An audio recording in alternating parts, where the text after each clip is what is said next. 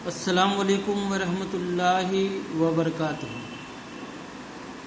Students, the diagram that you are watching is of the organs of the human respiratory system.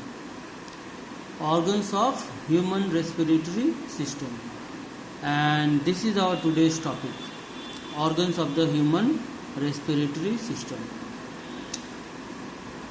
If you see the leveling shows the structure nose, nasal cavity, then pharynx, larynx, trachea, that is also called the windpipe. Then trachea is divided into Y-shaped structure that is called the bronchi. Bronchi again divided into very small branches that is called the bronchioles. And at the end of the bronchioles, a sac-like structure is present that is called the alveoli.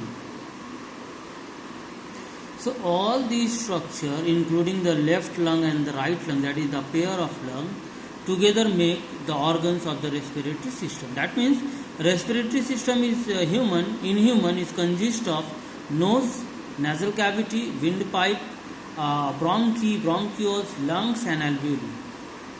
And one by one we will discuss about these all structure and their role in respiration. So let's start with the nose. Students, we inhaled air through the holes present in our nose, that is called the nostrils. The holes that is present, the two holes, a pair of holes that is present in our nose is called are called nostrils, and which led to the nasal cavity. And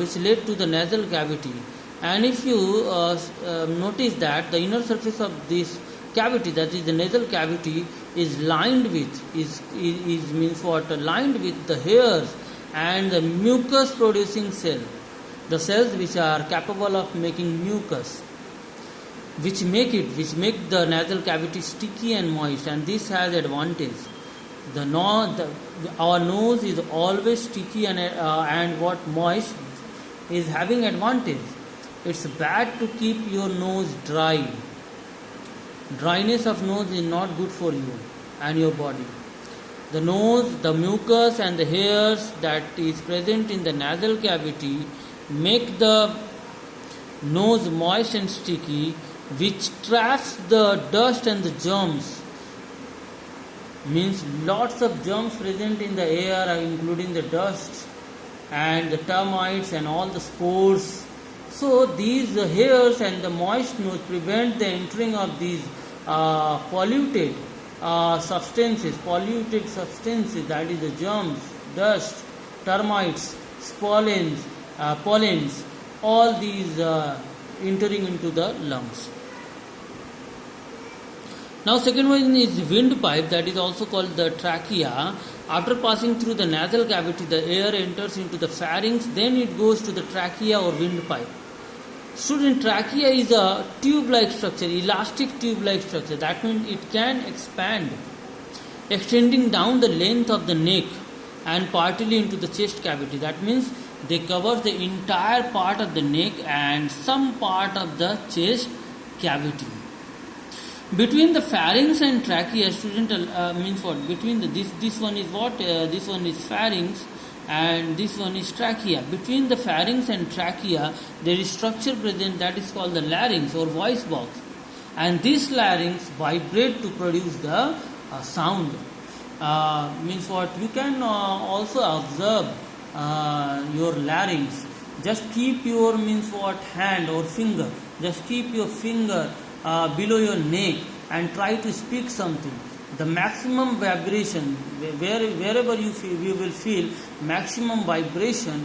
There it is, the larynx. Now second one is bronchi. Bronchi, student, is a inverted Y-like structure. See, this is the inverted Y-shaped structure, isn't it? The bronchi is what? Inverted Y-shaped structure. And each bronchi leads to the lungs, means the right right lung and left lung. And after further means after reaching to the lungs, they will divide into the fine tube-like structure that is called the bronchioles. Now the last one, that is the lungs. Lungs are the organ, the chief respiratory organ that is present in the chest cavity, or it is also known as pleural cavity, that allows our body to take in oxygen from the air. They also remove harmful carbon dioxide from the body. Students, the left lung, remember this term, remember this note, that is the left lung is slightly smaller than the right lung to allow the room for the heart. The left lung, if you see the left lung, it is slightly smaller than the right lung, because here our lungs means what, here heart is occupied in this way. Heart is present in this way. So that is why the left lung is slightly smaller than the right lung. If the question come in the examination why the left lung is slightly smaller than the right lung, so your answer must be the left lung is slightly smaller than the right lung to allow the room for the heart. Now student, this much for today, and next day we will study about alveoli in detail. We have studied about the lungs till today, and next day in our next class we will study about the alveoli. And if you have any question regarding today's topic, feel free to text me. Assalamu alaikum.